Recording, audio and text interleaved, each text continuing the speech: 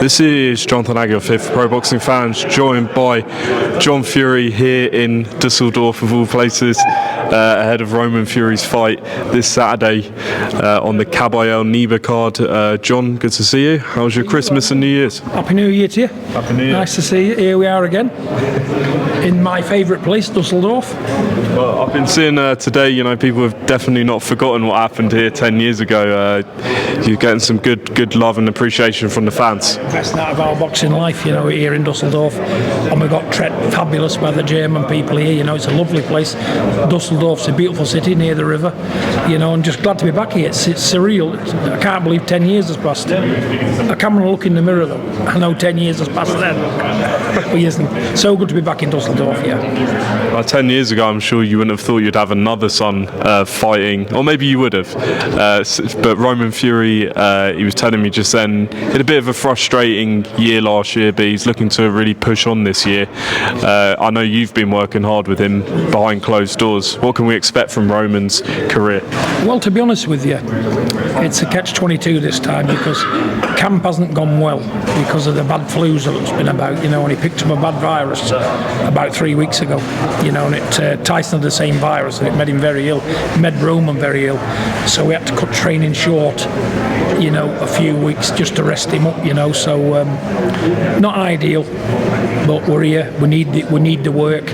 He needs to box because I think it was May last time, early May when he fought in Hungary. We just need to get him out there, and keep him busy and hope we can get the win. I don't know if you know too much about this Chase D'Amour, but he fought Andrew Tate, and that's a name that Roman's been talking about. What route do you want Roman to go down?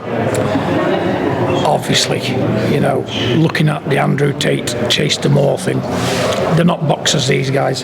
They can't throw a straight punch, and to put him in with Roman, it'd probably be a mismatch, total mismatch. But it's business, and if the money's right, we will fight anybody because we're in that line of business. We're looking to go Roman down the conventional route. We're not really interested in all that, but if it comes up, we'll go for it. But he's better fighting me, I think I'd be more of an opponent for Chase D'Amour. And I'm finished. I'm on my last legs. If I live another 3 years, be lucky. But listen, it wasn't a fight. It was disgraceful, wasn't it? It was absolutely diabolical. Listen, the guys got in there. Full credit to them for getting up them ladders into the ring and doing what they could. And they're in the entertainment business, aren't they? Was it entertaining? I say not. But good luck to the lads. They did their best, but I don't think it's done Andrew Tate any favours, to be honest with you, or the people who put it on. But yeah, listen, on to bigger and better things. Let's talk about something else a bit different. Someone who is returning is your son Tyson. How do you feel about him coming back to the ring this year? Again, if I had my way, we'd have finished after Dillian White 3. I made it quite clear I don't want him to box again, but it's up to him. He's not happy when he's not in the gym. He's not happy when he's at home doing mundane things. And what, like he made a video the other day, once it's in your blood, it's an hard thing to shake off, but me as a father, I've got to think sensibly, and health comes first before wealth, fame or anything, But if he's bored and he's unhappy, and as long as we are sensible, and we've got to be sensible, and who he boxes, who he don't box, and let's see what we can do with it. But I know my own, in my hearts of hearts, at 37, 38 going on, he's never going to be as good as he was 5 years ago, but neither's anybody else. They're all getting older. Usyk's even older, and they're, like I say, it's his call, but am I happy about it? No. I'd rather, what's it all about? It's got to come to an end one day. One day it's going to be over, and there will be no comebacks, but maybe that'll be too late. Maybe the damage will be done, and and the video he made the other day is a stark reminder, which I wouldn't have done that. I wouldn't have made in a video like that. I would not have done that. But that's Tyson. Wears his heart in his sleeve, and he's told you exactly how he feels with it, and it's a dangerous sport for a young man. let alone middle-aged men. And don't forget, Tyson's got a lot of miles on his clock. He's had a lot of hard fights, and we've got to be careful, and it's all right saying that we can do this and we can do that.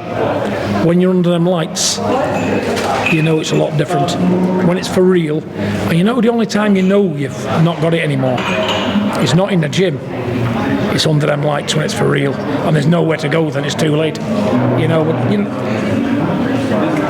know what I'm looking at. I know what we've got to do, and if he's not up to scratch, he's not up to scratch. And like I say, if he is, all well and good. But like I say, no one will know what he's got left. Seems to be very fresh in the gym. Seems to have a lot of energy. Still moving well. And he's got to practice a few different things. But I think if he makes some adjustments the right way, I think it'll be okay. But do I want to fight again? No. But it's not my call. Obviously, you'll be, I'm sure, involved in the route he goes down. There's been talk about Fabio Wardlow's recently became a world champion, the Alexander Usyk trilogy fight. Which fights appeal to you if he is coming back? So, which fights would you like to see him in with? We've just got to see how he goes. Obviously, we're going to have a fight before all of them, and we're going to see how he goes in his comeback fight. He's another year older. He's been out of the gym, but this time he's kept his weight minimal. He's always been training for this year, so we're going to see how he goes, and we can judge him then in his next fight. Because at the moment, we just don't know, but we'll know when he comes back in April. And if we make the right adjustments, there'll be no problem. Tyson's the best in the world if he gets his movement back. And without that movement, all heavyweights are the same. They can all knock you out if you stand in front of them. He's got to be like an elastic band. We've seen to do what he's going to have to do, because it's stick and move, dish it out, and take very little. And if you got your legs under you, he's a great mover. I still think he's the best in the world. Your other son, Tommy, you've done a brilliant job with. He's fought on the biggest stages, and a lot of people now are talking about a potential rematch with Jake Paul. Is that something that would interest yourself? And always open there. We're always open to fight Jake Paul for a second time. But again, Jake Paul's been through a trauma himself. He got beat up, didn't he, badly? And at the end of the day, it's whether he still has an appetite for the game, which we don't know.